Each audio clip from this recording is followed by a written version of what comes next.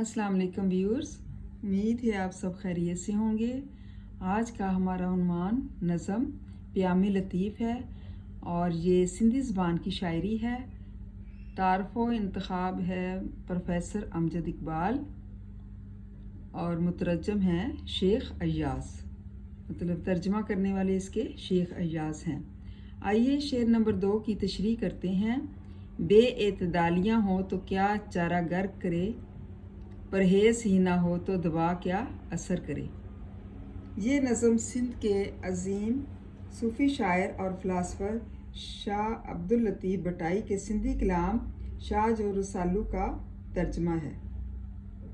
शाह अब्दुल लतीफ़ ने अपनी शायरी से दुनिया को मुतासर किया, मतलब बहुत ज़्यादा जो है ना लोगों को असर कबूल करने का मौका दिया, जिसमें अल्लाह की मखलूक से मोहब्बत करने का दर्स दिया गया है कि अगर परवरदिगार से मोहब्बत करनी है तो इसकी मखलूक से प्यार करना होगा।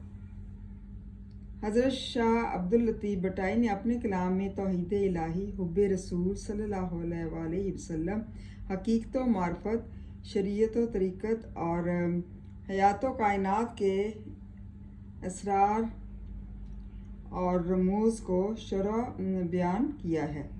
तलाशी हक और राह हक के नुकात शाह साहब ने अपने कलाम में बड़ी तफसील से बयान किए हैं और इसमें मोहब्बत, अमन और इंसान दोस्ती का पैगाम दिया है।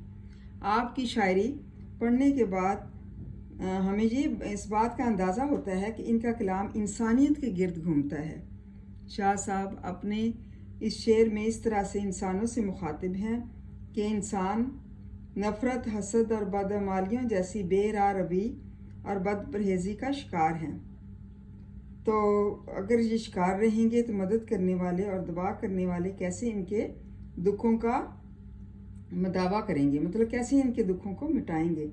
जब इंसान ही इंसान से दूर भागता रहे तो कैसे खुद की मदद कर पाएगा।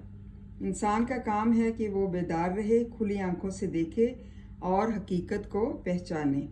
शायर कहता है, जब एक मरीज़ के मर्ज़ का इलाज किया जाता है तो इसे दवा के साथ साथ परहेज़ भी बताया जाता है, जो कि दवा से ज़्यादा असर रखता है। लेकिन जब अगर मरीज़ जो है वो परहेज़ ही नहीं करेगा, सिर्फ दवा खाता रहेगा, तो वो भी असर करना छोड़ देती है और मर्ज़ जो है वो जूं का तूं रहता है। मतलब परहेज़ जो है वो लाजिम होता है, अगर परहेज़ नहीं करेंगे तो वो जो मर्ज़ लगा होता है वो वैसी का वैसा रहता है।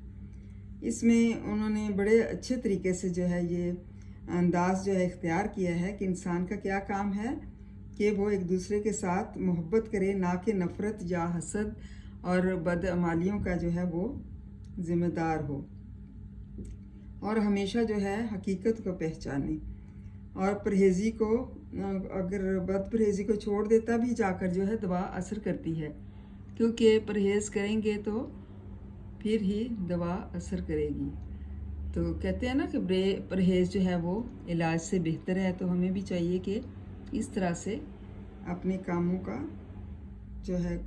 जो है वो करें कि अच्छे तरीके से करें और एक दूसरे से इंसानियत से पेश आएँ।